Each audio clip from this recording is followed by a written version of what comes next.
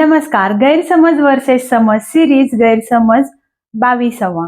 वय झालं म्हणजे व्यायाम बंद. वय झालं म्हणजे व्यायाम आता नको करायला. हा गैरसमज इतका लोकप्रिय आहे की त्यावर एखादी सिरियल काढता येईल. म्हणजे काय, हृदय, हाडं, स्नायू हे सगळं वयाने थकतंय आणि आपण म्हणतो राहू दे आता, आरामच करू. पण सत्य काय आहे? वय वाढलं की मेटाबॉलिझम कमी होतो, पचन क्षमता कमी होते, हाडं ठिसूळ होतात, स्नायूंची ताकद कमी होते आणि याचमुळे व्यायाम करणं आणखी जास्त गरजेचं होतं. सोपे स्ट्रेचिंग, चालणं, थोडं थोडं हालचाल, हे वय कुठलंही असो शरीर चालू ठेवलं पाहिजे. वय झालं म्हणजे एक्सक्यूज नाही, एक्झरसाइज हवाच.